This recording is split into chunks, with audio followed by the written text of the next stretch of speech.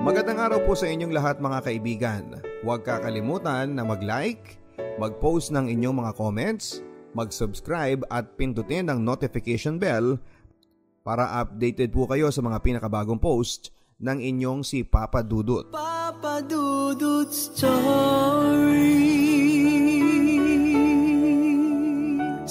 Mga ka-stories, hanggang saan mo kayang magbigay sa mga taong pinagkakatiwalaan mo?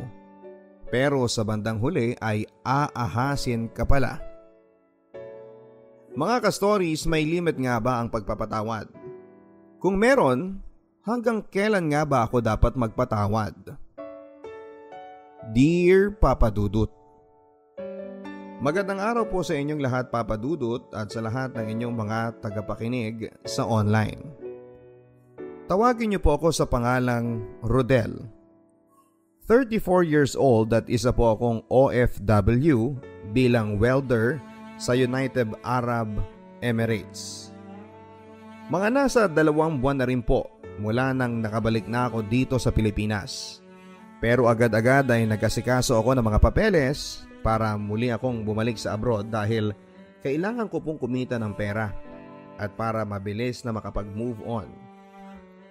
Sa totoo lang po ay wala ako halos na ipon dahil sa pagsuportang ginawa ko sa pamilya ng babaeng kinakasama ko at sa anak ko. Ibalik po natin ang lahat sa nakaraan, year 2000. Binatilyo pa ako.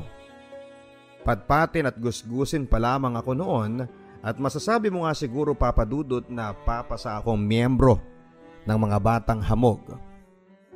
Sa katunayan, talagang kasama ako ng mga batang ulila. Miyembro ako ng isang gang na hindi ko na lamang po babanggitin ang pangalan. Pero after ilang buwan ng pagsasama-sama ko sa kanila, ay nagkawatak-watak na rin kami dahil isa-isa nang nahuli ng DSWD ang mga menor de edad. Back to reality. At dahil ulila na at nag-iisa na lamang ako ay kailangan kong mabuhay sa kalsada sa pamamagitan ng pagiging maparaan. Para lamang kumita ako at para may ipanglaman ako sa tiyan ko, naging kargador, runner at kung minsan ay barker din ako ng mga namamasadang jeep sa tapat ng Quiapo Church.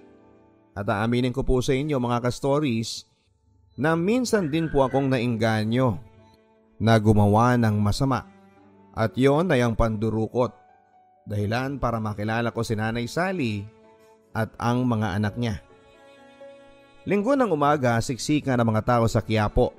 At dahil sa may kaliitan ako, ay madalas akong mabangga ng mga taong nakakasalubong ko. Nakakaasar naman na araw to. Wala pa akong chicha. Bulong ko sa sarili ko. Nang may nakita akong isang ale na abalang-abala sa kanyang pamimili ng kakanin kasama ng mga anak nitong babae. Siguro mga nasa edad na 30 years old pataas yung ale at mga nasa edad 15 pababa naman ng mga kasama niyang mga anak. Maraming bitbit yung ale. Pagkakataon ko na ito para makasalisi. Bulong ko sa sarili ko.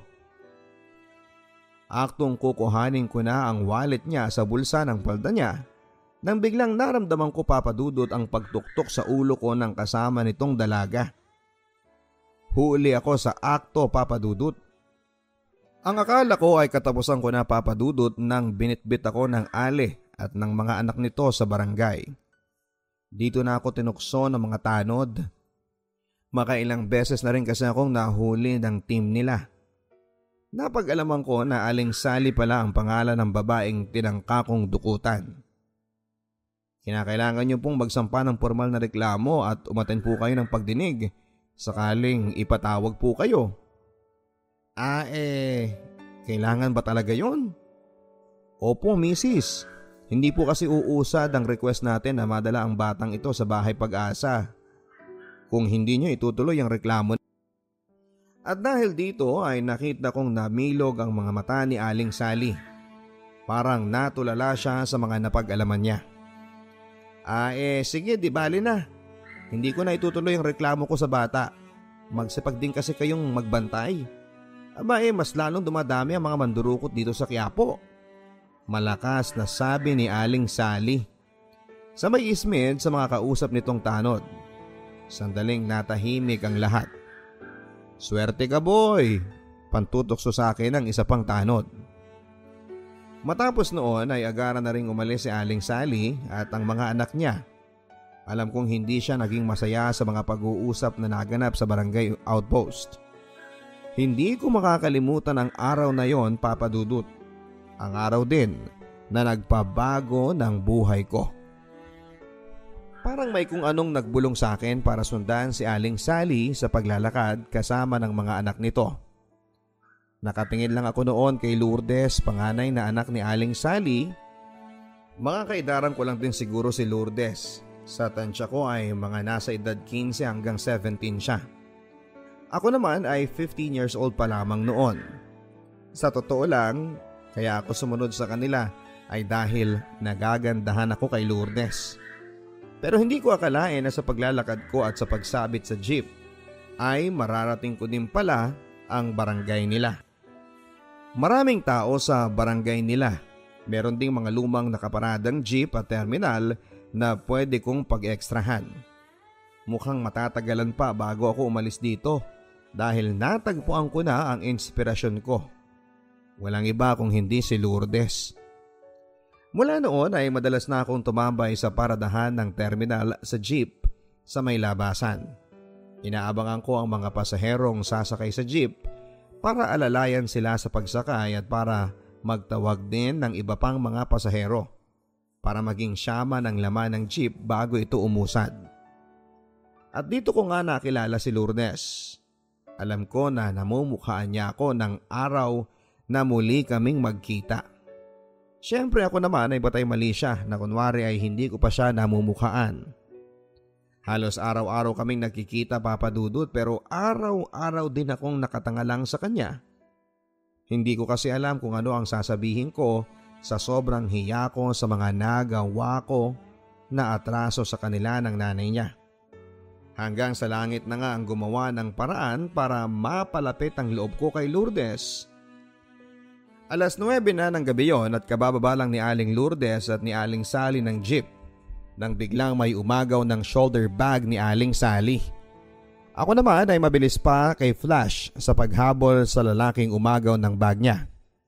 Parang sa pelikulang nangyaring hilahan ng bag sa pagitan naming dalawa at nang naagaw ko na nga ito ay agad ko din itong binato sa direksyon ni Aling Sally. Akala ko ay tatakbo na palayo yung snatcher. Pero naundayan ako nito ng saksak sa tagiliran ko bago pa siya kumaripas ng takbo papalayo. Nag-blackout ang paningin ko, Papa Dudut, at nagising na lamang ako na nasa loob ng isang kwarto. Nanlalabo noon ang paningin ko pero pilit kong inaaninag ang mga tao sa paligid ko. Nakita ko noon si Lourdes na nakangiti sa akin. Nandun din si Aling Sally na tuwang-tuwa na makitang nagkamalay na ako. To cut the story short ay pinatira na ako ni Aling Sally sa bahay nila para daw mas ligtas ang buhay ko. Isa pa ay wala daw silang kasamang lalaki sa bahay nila at malaking bagay daw kung doon ako titira sa barong-barong na kasama ko sila. Total ay ulila naman ako at wala na akong pamilya. Hindi po mayaman si Nanay Sally. Yun na ang tinawag ko sa kanya mula nang natira na ako sa bahay nila. Nanay Sally.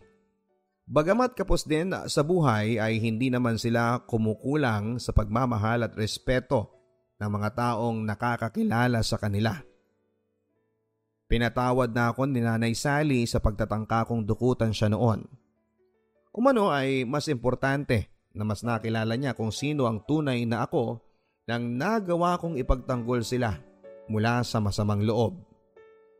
At bilang ganti naman sa pagkupkup nila sa akin ay nag-iintrega na rin ako kina Nanay Sally mula sa mga perang naiipon ko sa pagiging barker. Hinikayat din ako ni Aling Sally na magbalik eskwela. Bagamat huli na ay nakahabol pa rin naman ako sa high school. Kamuntikan ko na rin maging kaklase si Lourdes sa high school Yun nga lang ay kinapos pa ako ng score mula sa special exam na pinakuha sa akin. Hindi naging lihim mula kay Nanay Sally ang naging pagtingin ko kay Lourdes. Suportado din ako ng ibang mga kapatid ni Lourdes dahil naging tapat naman ako sa pagsasabing nagugustuhan ko ang ate nila.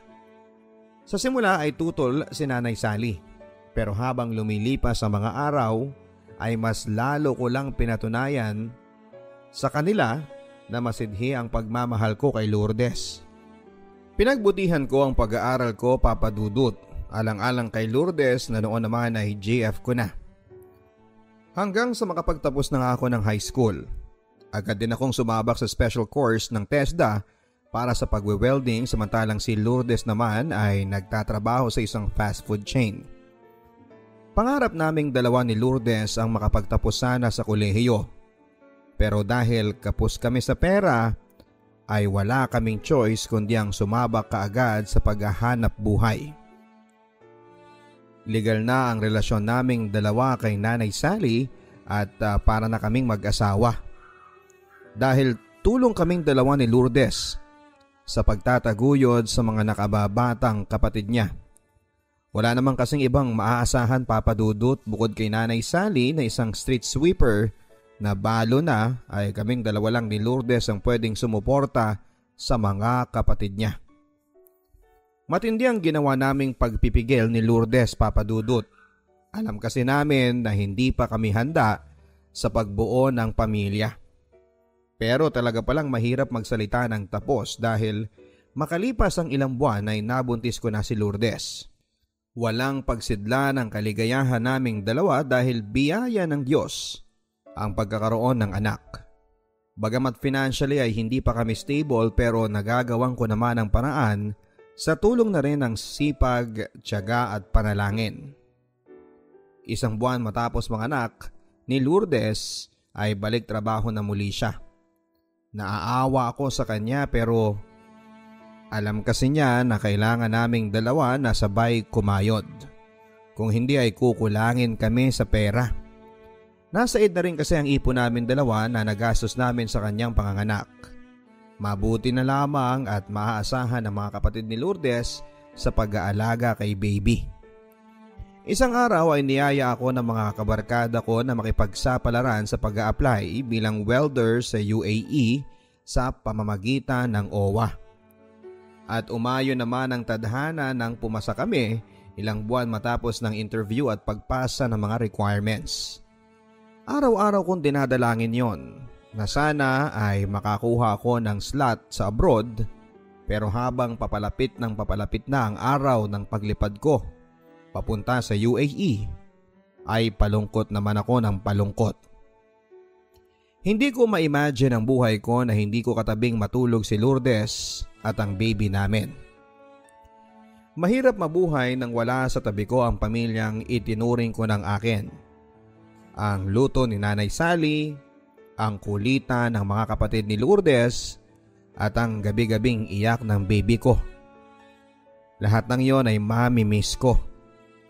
Pero wala nang atrasan. Eto na. Nasa harapan ko na ang pagkakataon na makalipad sa ibang bansa para maibigay ang maginhawang buhay sa aking mag-ina. Makalipas nga ang isang buwan mula nang nakapagtrabaho ako sa UAE, ay naging maalwa naman ang buhay ng aking pamilya. Sa kanila agad dumiretso ang isang buwang sahod ko. Nabilhan ni Lourdes ng gatas si baby, may sumobra pa nga para sa check-up. Masarap pala sa pakiramdam na naibibigay ko ang pangangailangang pinansyal ng pamilya. Si Nanay Sally, huwag mo din kalimutang abutan ng pera ha para sa mga gamot niya. Naiiyak na sabi ko kay Lourdes. Ikaw din, bumili ka ng magandang damit ha o pagkain na gusto mong kainin. Habol na sabi ko pa. Sa totoo lang ay gusto kong pigilan ang mga luha ko, Papa Dudut. Pero kusa na itong bumalong kahit na anong pigil ko. Miss na miss ko na si Lourdes. Ang baby ko, ang pamilya ko sa Pilipinas. Akala ko nga ay hindi ako tatagal sa abroad, pero mabilis na lumipas sa mga araw buwan at taon ay makakayanan ko pala. Pero hindi naging smooth ang mga dumaang buwan sa pakikipagrelasyon ko ng LDR. Naging madalang ko na kasing makausap via FaceTime si Lourdes. Naging matabang siya sa akin sa tuwing kinakausap ko ito para kumustahin sila ni baby. May problema ka ba, Lourdes? Konting tiis na lang naman eh. Makakauwi na rin ako ng Pilipinas. Ilang taon na lang ang pagtitiis nating dalawa. Sana nga, kasi ayaw ko masanay na wala ka. Sarkastikong sabi sa akin ni Lourdes. May mga pagkakataon mula noon na hindi ko na nga siya nakakausap. Madalas ay si Nanay Sally na lamang ang ka-FaceTime ko at ang mga kapatid niya. Kay Nanay Sally ko na rin direktang pinapangala ng mga remittance ko para sa kanila. At sa tuwing tinatanong ko kay Nanay Sally kung kumusta na nga ba si Lourdes, ay tanging ismin lang at pananahimik ang nagiging sagot niya. Araw-araw ay ganito lagi ang senaryo, Papa Dudut. Magtatanong ako kung kumusta na si Lourdes, pero wala pa rin konkretong sagot sa akin si Nanay Sally at ang mga kapatid niya. Hanggang sa halos magsawa na nga ako sa kakatanong, tuloy ay nasigawan ko na si Nanay Sally. Pakiramdam ko kasi ay may tinatago sila sa akin.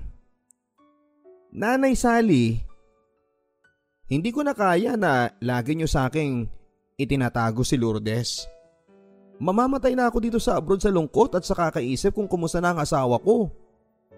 Hanggang sa lumabas na lamang sa screen ng video chat ang mukha ni Lourdes. Umiiyak siya pero hindi nagsasalita. Napansin ko na may kakaiba sa itsura ni Lourdes. Mukhang tumaas ang timbang nito base na rin sa itsura ng maumbok nitong pisngi. At halos lumuwa ang mga mata ko nang makita kong bilog na bilog ang humpak ng kanyang tiyan. Kumpirmado, Papa Dudut, buntis ang kinakasama ko at hindi ako ang ama. Halos magwala na ako sa mga nakita ko, Papa Dudut. Si Lourdes naman ay iyak lang ng iyak at hindi maipaliwanag ang sinapit niya. Nakita ko ding umiiyak sa likod niya si Nanay Sally at patuloy lamang ito sa paghingi ng tawad sa ginawa ng anak niya. Tinapos ko na rin ang video chat na yon dahil hindi ko na matagalan na makita ang naging bunga ng pagtataksil sa akin ni Lourdes. Halos mawala na ako ng ganang pumasok sa trabaho, Papa Dudut. Pakiramdam ko kasi ay nawala na rin ng saysay ang ginagawa kong pagtatrabaho at sakripisyo. Para kanino pa? Para saan pa ang lahat ng sakripisyong ginagawa ko? Tulala lang akong madala sa aking trabaho. Mahahalata mo din ang pangangayayat ko dahil sa kawalan ko ng ganang kumain. 1-2 linggo pa ang lumipas bago ko nakumbinsi ang sarili ko na subukang kausaping muli si Nanay Sally. Alam ko kasing mahihirapan ako kung dedirekta ako kaagad kay Lourdes. Noon nga ay pinagtapat sa akin ni Nanay Sally ang naging pagkakamali ni Lourdes nang pumatol daw ito sa lalaking may asawa na at kasamahan nito sa trabaho. Matapos daw mabuntis si Lourdes noong lalaki ay tumakas na rin ito sa obligasyon. Si Lourdes naman ang nagdetalye sa akin ng iba pang pangyayari nang nagawa ko na siyang harapin sa video chat. Aaminin ko po sa inyo, Papa Dudut, na sumagi sa isipan ko na kumalas na lamang sa pakikipagrelasyon ko sa kanya. Total ay hindi naman kami kasal. Pero sa tuwing naiisip ko ang magiging buhay ng anak ko na lalaki nang magkasira kami ng nanay niya, ay nalulungkot ako para sa kanya. Kaya naman sa kabila ng mga nagawa sa akin ni Lourdes, ay tinanggap ko na ang paghingi niya ng tawad sa akin. Pinagsumikapan kong burahin sa utak ko ang pagkakasalang ginawa niya. At pinangako ko din kay Nanay Sally at kay Lourdes na tutuldukan ko na ang agam-agam nila na baka may sama pa rin ako ng loob sa kanilang lahat pagbalik ko ng Pilipinas sa pamamagitan ng pagpapakasal ko kay Lourdes. Kinakailangan ko lang tapusin ang natitirang 2 taon pa sa kontrata ko.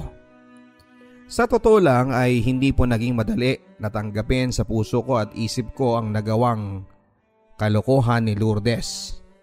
Pero wala na akong magagawa pa. Nangyari na ang hindi dapat maganap.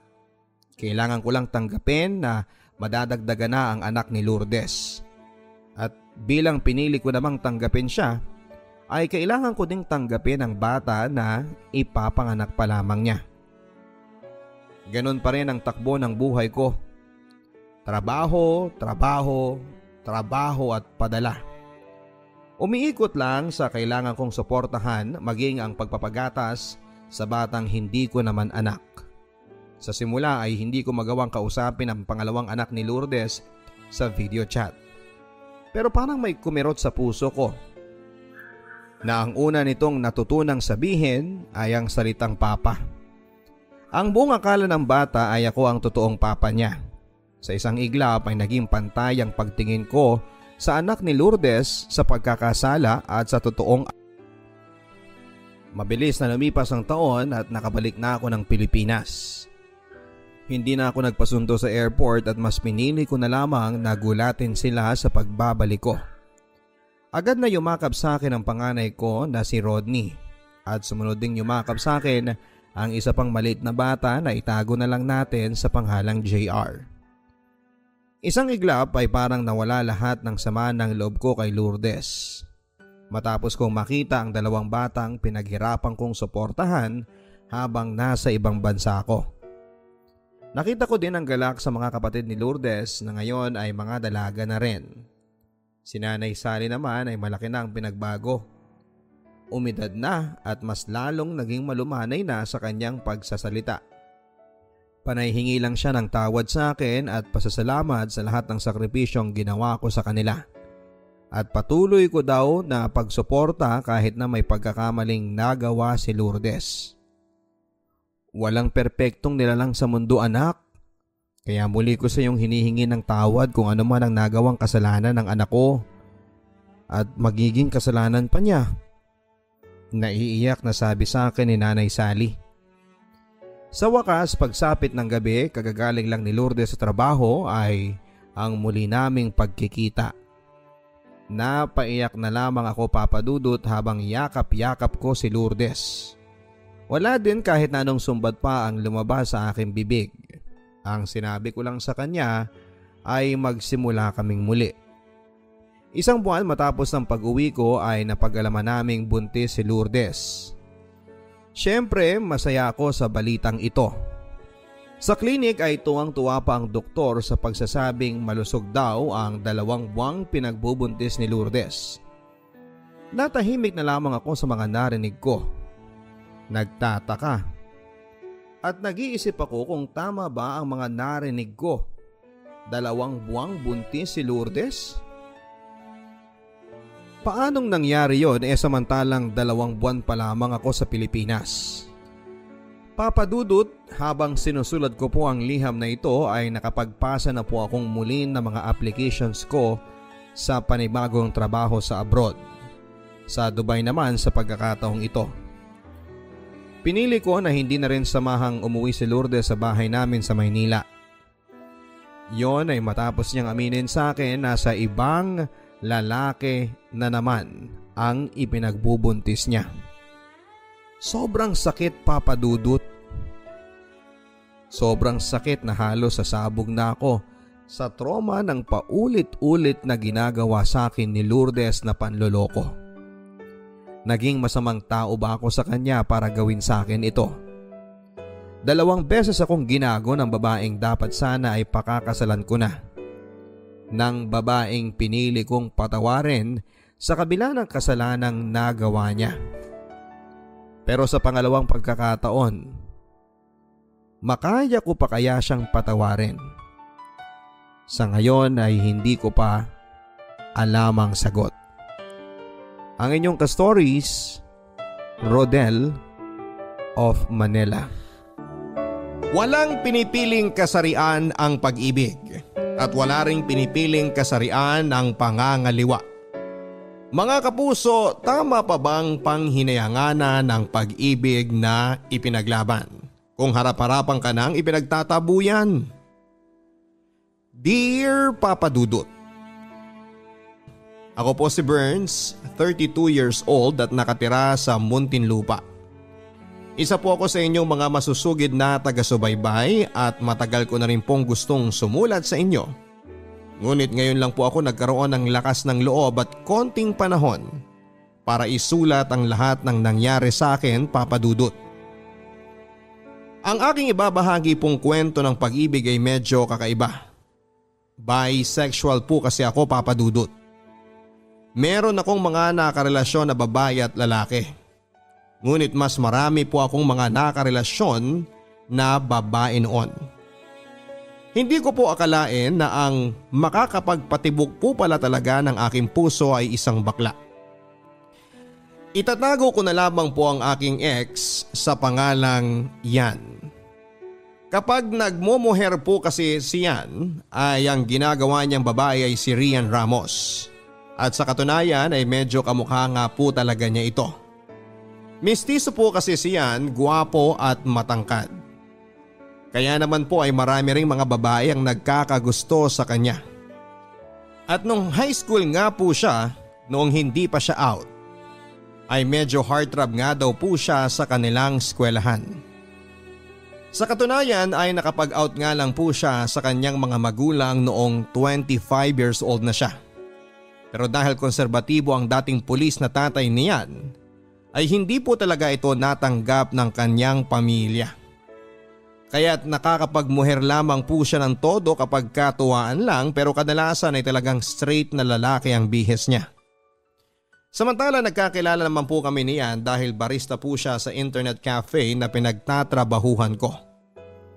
At dahil pareho po kami sigurong miyembro ng LGBTQ, mabilis po naming nakagaanan ng loob ang isa't isa.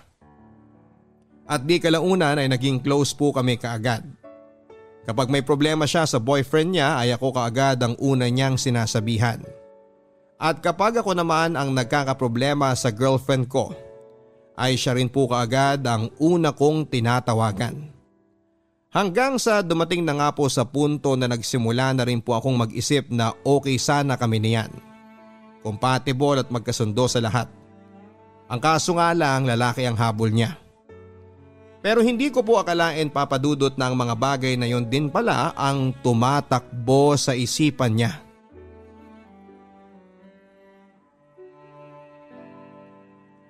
Siguro ay nadala na rin po kami ng alak pero ang trip-trip na halik na po yon ay nagtuloy-tuloy na po. Hanggang sa nagsiping na nga po kami niyan. Kinabukasan ng mahimasmasan ay naging awkward po kami sa isa't isa ng konti. Pero bago kami naghiwalay ay nag-usap din naman po kami kung ano ba talaga ang dapat na mangyari. Kung kakalimutan na ba namin o susubukan namin. Nag-decide po kami na subukan, Papa Dudut. Kaya't nung oras ding yon ay nagkaroon na kami ng formal na relasyon niyan bilang magkasintahan. Nang nalaman po ng aming mga kaibigan at ng aming mga kamag-anak na kami na ay mas parang natuwa po sila sa amin. Noon pa po kasi kami pinagkakatuwa ang tuksuhin ng mga kaibigan namin dahil tomboy daw ako at siya naman daw po ay Becky. Kaya naman quits lang. Ang mga magulang at kapatid ko naman ay medyo na-weirduhan nung una. Pero natuwa na rin dahil kahit papaano raw ay lalaki pa rin ang nakatuluyan ko. Samantalang ang mga magulang at kamag-anak naman niyan ay walang mapaglagyan ng tuwa dahil babae rin ang nakatuluyan ng kanilang bading na anak. Naging masaya po ang pagsasama namin niyan, Papa Dudut. Sa katunayan, habang tumatagal nga po ay mas lalo kong nakikita na siya ang tamang tao para sa akin. Napamahal na po sa akin ng husto si Yan at ramdam ko naman po na ganoon din siya sa akin. Kaya nga po siguro matapos ng 5 buwan na relasyon namin ay nabuntis na niya ako. Natuloy po ang pagpapakasal namin niyan. Naging masaya po ang lahat para sa amin. Bumukod na po kami at nagsama na sa iisang bahay. Naging maayos po at walang kaproblema ang pagbubuntis ko. Lalo pa't palaging nakaalalay at nakasuporta sa akin si Yan. Pagkapanganak ko po ay walang mapaglagyan ng tuwa si Yan. Iba po ang epekto sa kanya ng pagiging ama, Papa Dudut. At kahit na hindi ko nga po hinihingi ay mula po nang pinanganak ko ang panganay namin na si Kylie ay mas nabawasan na po ang kaartihan at pagiging galaw-gaw niyan. Bukod pa po roon ay mas naging seryoso na rin siya sa buhay at nagdoble sika para sa future ng aming pamilya. At pagkatapos nga po ng 2 taon ay hetong at nagbuntis na naman po ako. At that point ay medyo naging tampulan na nga po kami niyan ng biruan kapag nagkikita-kita kami ng mga dati naming mga barkada. At niloloko nila kami na finally ay naniniwala na daw po sila na hindi nga lang daw aksidente o trip-trip lang ang pagbubuntis ko. Mukhang nag-i-enjoy naman daw po pala yan si Yan sa pagiging mister. At sa halos 3 taong pagsasama namin yon ni Yan, ay akala ko po ay na-achieve ko na ang happily ever after. Pero sa ika-6 na buwan ng pagbubuntis ko, ay inatake po sa puso ang tatay niyan. At hindi ko po akalain na ang pagkamatay na yon pala ng biyenan ko ang magiging simula ng sunod-sunod na pagsubok sa aming samahan niyan. Nakaranas po ng matinding depression si Yan matapos na mamatay ang kanyang ama. Bagay na naging mahirap sa akin lalo pat nagbubuntis ako ng panahon na yon. At pagkatapos kong manganak, Papa Dudut, pansin kong hindi na po ganong kasaya si Yan, hindi tulad nung pinanganak ko ang panganay namin. Nagbago po si Yan. Mas naging tahimik na siya at madalas ng late na umuuwi ng bahay. At kapag tinatanong ko po siya kung may problema ba siya ay hindi naman siya sa akin nagsishare. Hindi katulad dati na kapag may kwento o problema siya, ako ang una niyang sinasabihan. At nang minsan nga po na nauwi sa malaking away ang simpleng bagay na hindi namin napagkasunduan ay doon na lumabas ang kanyang saloobin. Matapos daw po kasing mamatay ng ama niya ay na-realize niya na napakaikli lang daw pala talaga ng buhay. Hindi ko po lubusang maintindihan kung ano ang ibig niyang sabihin noon hanggang sa isang araw nang ako ay naglalaba. At nakita ko sa bulsa ng kanyang pantalon ang isang resibo. Resibo ng isang motel. Alam kong mali at alam kong isang katangahan. Pero nagmakaawa pa ako kay Yan na huwag na niya akong iwan, Papa Dudut. Ako na ang niloko, ako pang nagmakaawa. Alam ko naman po noong panahon na yon na parang nabawasan na. O kung hindi man ay baka tuluyan na ngang nawala noon pa lamang ang pagmamahal niya sa akin. Pero mahal ko po siya at hindi ko kayang mawala siya ng ganon-ganon lang sa buhay ko. At bukod pa dyan ay may 2 kaming anak na maliliit pa. Kaya't ang naging kompromiso po namin niyan ay ang magkaroon kami ng open marriage. Ang ibig pong sabihin noon ay pareho kaming malaya na pwedeng makipag-sex sa ibang tao kahit na kami ay kasal. Pero syempre po kaming 2 lang ang dapat na makaalam dahil magiging malaking iskandalo rin po yun kapag nalaman ng iba. Labag na labag din po sa damdamin ko yon, Papa Dudut, pero sa panahong yon, yun lang ang nakikita kong paraan para hindi ako iwanan niyan. At umasa na lamang ako na baka sakaling isang araw, hopefully ay medyo kapag malalaki na ang mga anak namin ay magsawa na rin po siyan sa ganong klase ng setup at pamumuhay. At makaramdam muli ng totoong urge na mag-settle down at mag-focus na lamang sa amin ng mga anak niya. Pero nagkamali po ako, Papa Dudut. Ang akala ko'y face lang, kayan ay nagtuloy-tuloy na. At isang araw ay nagulat na lang po ako nang dalhin niya sa bahay si Tupe. Isa sa mga naging lalaki niya na nakilala lang sa isang dating app. Wala na po akong nagawa kundi ang pumayag na sa amin na manirahan si Tupe. Ngayon habang inaalala ko ay na-realize ko po kung gaano po ako nagpakatanga noon. Pero naparalisa lang din po talaga ako ng takot. Takot na tuluyan nang mawala sa akin si Yan. Takot kung ano ang mangyayari sa aming mag-iina kapag naghiwalay kami. At takot na malaman ng ibang tao at ng mga kamag-anak ko ang kinahantungan ko sa piling ng taong ipinaglaban ko. At ang mga araw ay humaba na po sa mga linggo. Hanggang sa umabot na nga po sa 3 buwan na nakatira sa amin si Tope, Papa Dudut. Dahil ilang buwan na rin naman po akong sa kwarto na ng mga anak ko natutulog dahil dumedede pa ang bunso namin, madalas ay doon na rin po natutulog si Tope sa kwarto namin ng asawa ko. Siyempre alam ko na ang ginagawa nila. Pero dahil alam kong wala rin naman pong mangyayari kapag inaway ko po siya ay pinabayaan ko na lamang po ang ganong klase ng setup sa bahay namin. Laking pasasalamat ko na lang po na talagang maliliit pa lamang ang mga anak namin noon at wala pang mga kamuwang-muwang sa mundo.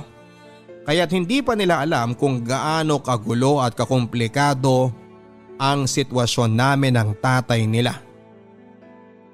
Pero ang kinabahala ko po, Papa Dudut, ay nang isang araw ay makita ko si Yan at si Tope na nakikipaglaro kay Kylie. Ang saya-saya po ni Yan at ng bata at bigla ko pong naramdaman na ako ang nanay pero mukhang ako pa ang magiging third party. Unti-unti pong nabuo ang takot sa sarili ko na baka balang araw ay mapalapit ang mga anak namin kay Tope. At baka mangyari ay ako pa ang maitsapwera at sila na ang maging pamilya. May mga araw na iyak na lang po ako ng iyak, Papa Dudut. Pakiramdam ko po ay natrap na ako sa sitwasyon na hindi ako makaalis. Gustuhin ko man na gawin ang tama ang umalis na sa bahay na yon. At dalhin ang mga anak namin ay hindi ko po magawa dahil mahal ko pa rin siyan. At may bahagi pa sa akin ang umaasa na balang araw ay magkakasawaan din sila o mag-aaway. At kusa nang aalis si Tope sa bahay namin at mabubuong muli kami bilang isang masayang pamilya. Pero habang lumilipas sa mga linggo at buwan ay mas lumalaki ang pakiramdam ko na malabo na yung mangyari. At malabo nang bumalik pa sa dati at mabuo bilang isang masayang pamilya kami. Nang mangyari ang insidenteng yon sa pagitan namin ni Tope at nang makita ko na unti-unti na ring nakakapagpalagayan siya ng loob ni Kylie, ay unti-unti na pong nabuo ang pasya ko na tuluyan ng umalis sa poder niyan at magsarili na lamang kami ng mga anak ko. Kahit na may bahagi po sa akin ang natatakot na maging isang single mother, ay unti-unti na po akong natatauhan sa katangahan na ang umasa pang maaayos kami niyan at makakabalik sa dati ang pamilya namin. Isa pa po ay habang tumatagal ay nagiging iba na po ang pakiramdam ko kay Tope. Nung una ay may mga tingin po siyang hindi komportable, pero habang tumatagal ay mas nagiging agresibo na po siya. At parang natutuwa pa siya kapag nakikita niyang naiilang ako sa kanya. At kung minsan kapag naliligo po ako ay bigla na lamang may sumusubok na bumukas ng pintuan. At alam ko pong siya yon na nananakot at nang iinis lang. Ngunit isang araw ay lumampas na po ang pangaasar at pangiinis ni Tope. Isang hapon nang hindi pa nakakauwi siyan mula sa trabaho ay pumasok po ako sa kwarto namin para ilagay ang mga plansyadong damit niya. Nang nagulat na lamang po ako nang makita ko si Tope na nasa loob ng kwarto at nakabrief lang. Ipinagtabuyan po nila ako sa bahay, Papa Dudut. Ipinagtabuyan ako ng sarili kong asawa sa bahay namin at kinampihan niya ang kanyang kabit. At kahit na anong pilit po ay hindi po ako makapasok muli dahil nilak po nila ang pintuan. Hanggang sa mga kapitbahay namin ay naiskandalo na rin. Mabuti na lamang po at may presence of mind pa rin po ako at malakas ang aking mother's instinct. Kaya naman naisipan ko pong pumunta sa barangay at humingi ng tulong. At sa awa naman po ng Diyos ay ibinigay ulit sa akin ang mga anak ko. Kahit na ano pang paninira ang ginawa niyan at ni Tope sa akin. Bumalik po ako sa mga magulang ko, Papa Dudut, at dahil sa nangyari ay wala na rin po akong naging choice kundi ang sabihin sa kanilang lahat ng nangyari kahit na alam ko pong isang malaking kahihiyan din po ito para sa akin. Dahil sa loob ng halos 2 taon ay pumayag ako na magkaroon kami ng open marriage niyan. At higit sa lahat ay pumayag ako na umabot sa punto na ibinahay niya ang lalaki niya kasama namin ang mga anak niya. Umabot po sa korte ang labanan ng kustodiya sa mga anak namin niyan at sa awa ng Diyos ay mabilis na naman pong naibigay sa akin ang mga anak ko. Annulled na rin po kami niyan at mabuti na lamang po at naging mabilis at mura lamang ang proseso dahil agad din naman po siyang pumayag. Sa awa ng Diyos ay kahit papaano ay medyo nakakapag-move on na rin po ako ng konti sa lahat ng mga nangyari. Pati na sa pagmamahal ko kay Yan, Papa Dudut. Pero sa ngayon ay ini-enjoy ko muna ang pagiging single at mukhang matatagalan pa po bago ako maging ready na umibig muli. At kung hindi man dumating ang tamang tao para sa akin ay okay lang. Ang focus ko na po ngayon ay maitaguyod ko ang aking 2 anak ng maayos. Sa ngayon ay hindi ko pa rin po alam kung paano ipapaliwanag sa mga anak namin ang nangyari sa amin ng tatay nila. Kung sa mga matatanda nga po ay hirap na akong ipaliwanag ang naging komplikadong sitwasyon namin niyan, paano pa kaya sa mga bata? Siguro'y maghihintay na lamang po ako na umabot sila ng hustong gulang bago ko ipaliwanag ang lahat-lahat.